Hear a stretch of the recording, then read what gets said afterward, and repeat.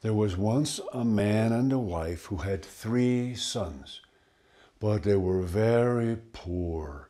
They didn't have enough money to raise their sons. But in the old days, people were helpful to one another. If a family didn't have enough money to raise their children, the compadres, the godparents, would take the children and raise them just like their own. So the man went and talked to his compadres and asked them to raise the boys and also to teach them whatever trade they had so that the boys could earn a living when they had grown up. Well, the godfather of the oldest son was a tailor. He made fine clothing. The boy lived with him. He learned how to measure cloth and sew fine clothes, and in time he became a better tailor than his godfather. He returned home to make money by doing his trade. And then the godfather of the second son, he was a cobbler. He made shoes, and the boy learned how to cut leather and sew it together. He became a better cobbler than his godfather, so he returned home to help his family by doing his work. Well, the godfather of the youngest son, he was a thief. And the boy lived with him. He learned how to steal things. One day the thief said to his godson, "Let's go walking down this road. I'll find a test for you.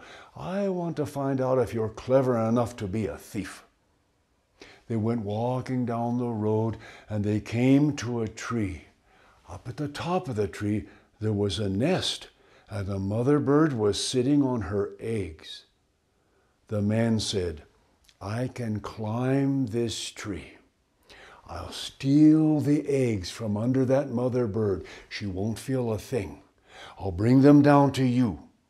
If you can climb back up the tree and put the eggs back under her without making her fly away, then I will know that you're good enough to be a thief." So the man started climbing the tree. But without his knowing it, the boy climbed the tree right behind him. The man got to the nest, and he took the first egg from under the mother bird and put it in his pocket. The boy took the egg out of his pocket and put it in his own pocket. And then the man stole a second egg, and the boy stole that one. And the same way with the third egg.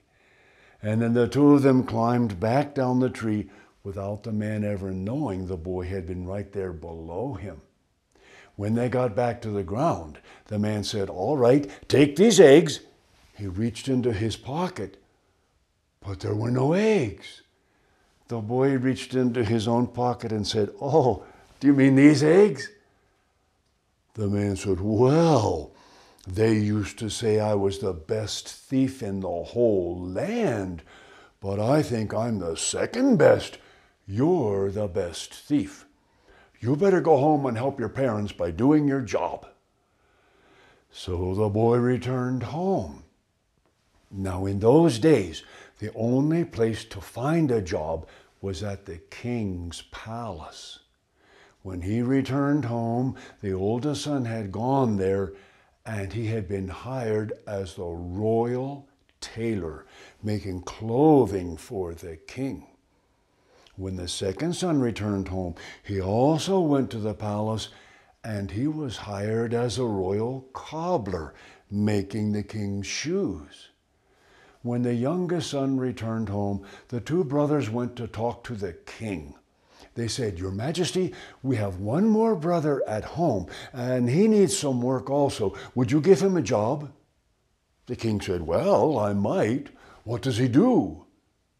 "He's a thief, Your Majesty. He's the best thief in the whole land." The king said, "A thief? I usually hang thieves. I don't give them a job. But you say he's the best thief in the whole land? I'm curious about this. Tell him to come and see me tomorrow." So the next day the youngest son went to the king's palace. The king said, "I hear that you are the best thief in the whole land." The boy said, "Well, you've heard the truth, your majesty."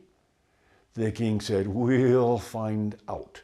I'm going to give you a test. Tomorrow, a packed train of mules loaded with gold will be coming to my palace. If you can steal the gold from those mule drivers without their catching you, then you can keep it. But if they catch you, you will spend 30 years in my dungeon." The boy shrugged his shoulders and he went away. He talked to his brother, the cobbler. He told him to take leather and to make a big doll, as big as a full-grown man. And he set out with that doll over his shoulder. Before long, he saw a grove of trees not far from the road. So he went over there and climbed the tree and set the doll up among the branches. And then he went off to hide. Later that day, the mule train came up the road. The mule drivers looked over and they could see there was someone hiding up in the tree. They said, "Mira, son los Apaches. It must be the Apaches." Others said, "No, son los Navajoses. It must be Navajos." But they knew whether it was Apaches or Navajos, they had better be careful. So that night, when they made their camp, they put out double guards. They all slept with their rifles right next to them in their bedrolls. The boy waited until late in the night, and then he came running into the camp shouting, "Los Apaches! Los Apaches! Ahí vienen los Apaches!" "Here come the Apaches," he said, and the men jumped up and grabbed their rifles and ran into the trees to fight for their lives. While they were gone, the boy opened up all of the saddlebags and took out the gold and closed up the saddlebags and went on his way. When he got to the palace the next day, the king was furious. He said, "So, you got my gold, did you?" The boy said, "Your Majesty, you mean my gold, don't you?" The king said, "Oh, your gold or my gold, I'll give you another test. Tomorrow, another pack train will be coming, and these drivers will be wise to you. If you can get their gold, you can keep it. But if you fail, you'll spend the rest of your life in my dungeon." The boy went away and he talked to his brother, the tailor. He told him to take black cloth and to make 11 black cassocks, black robes like the priests wear. He put all of those robes in a bundle and he started down the road. He only made one stop on his way out of town, and that was to buy a big jug of whiskey. Later that day, the mule train met up with a priest walking down the road toward them. He had a big bundle under his arm, and he looked like he had had a long journey. They said, "Father, will you stop and spend the night with us?" The boy said, "Oh, no, I have to get on to the next village. The people are expecting me. But I would appreciate a cup of coffee. Could you give me that?" They said, "Oh, of course. It's time to make camp anyway." So they built a campfire and put on a big coffee pot. And then the men got busy with their animals, giving them water and hay. While the men were busy, the boy pulled the stopper from the jug of whiskey and he poured the whole jug of whiskey into the coffee pot. When the men finished their work, they came and sat by the fire and they all poured out cups of coffee. The boy pretended to drink his coffee, but he really dumped it on the ground. The men drank the first cup of coffee, and they said, "Ho, ho, ho, this is strong coffee. Let's have another cup." They poured out another round of coffee. They said, "This coffee gets better with each cup. Let's have another one." Before long, they were singing and swaying back and forth around the fire, and then they all fell asleep. And while they were sleeping, the boy didn't only take their gold. He stole all their clothes. He dressed them up in black robes like priests. Later that day, the watchman was looking out from the palace wall, and he thought he saw 10 priests come walking up the road toward the palace. He said to himself, "Oh, the bishop must be coming for a visit." He ran to tell the king. The king and the queen were waiting there in their royal finery to meet their own mule drivers dressed up like priests. When the boy got to the palace, the king was fuming. He said, "So, you got my gold again, did you?" The boy said, "Your Majesty, you mean my gold, don't you?" The king said, "Oh, your gold or my gold, I'll give you one more test, and this time you won't succeed." The boy said, "Maybe I will, maybe I won't." "You won't. Listen to this. Can you come into my bedroom tonight and steal the sheets from my bed while the queen and I are sleeping on it? If you can do that, I will give you half my kingdom. But if you fail, it will cost you your life." The boy went away and thought about it for a while. And then he went back to the tree where he had left the big doll.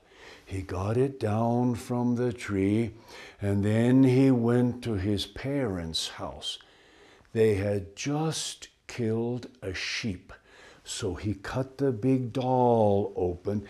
He stuffed all of the insides from the sheep into the big doll. He sewed it back up, and then he went to the palace and he waited for nighttime. After the king and the queen had gone to sleep, the boy came creeping up the stairway up to the royal bedchamber. The king was lying in bed with his sharpest sword at his side, staring at the door.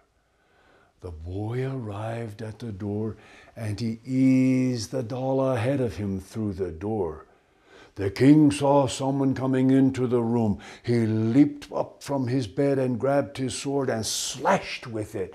The doll was cut in half, and blood went splattering all over the place. The king said, "Ha ha, I guess I'm rid of that thief at last." But then he thought, "Oh, I can't leave this dead body here for the queen to see in the morning. I had better take him out and bury him." He picked up the 2 halves of the doll, which he thought was the boy, and carried it out to bury it. While he was gone, the boy came creeping into the bedroom, and he climbed into bed with the queen. He said to her, "Oh, I'm so hot and sweaty. It was a lot of work burying that thief. He was heavy. Move over to the far side of the bed. Give me plenty of air." So the queen moved over as far as she could on the bed. He took the sheets off half the bed. And then he said, "Oh, I'm still too hot. Let me get close to the window. You come over here." She traded places with him. He climbed in the other side of the bed. He took the sheets off the other half of the bed. And then as soon as the queen drifted away to sleep, he took those sheets and out the door he went. He had hardly gone out the door when the king came into the room. The king climbed into bed, and the king said, "Oh, I'm so hot and sweaty. That was a lot of work burying that thief. He was heavy." The queen opened one eye. She said, "You already said that once. Are you going to talk about it all night long? Can't I get some sleep?" The king said, "What do you mean? Already said that once?"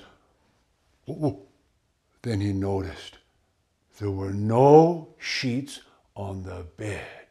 He jumped out of bed and started kicking the furniture around the room and tearing his hair. But he had given his word, and a king can never break his word. He had to sign a piece of paper the next day, giving half his kingdom to the boy.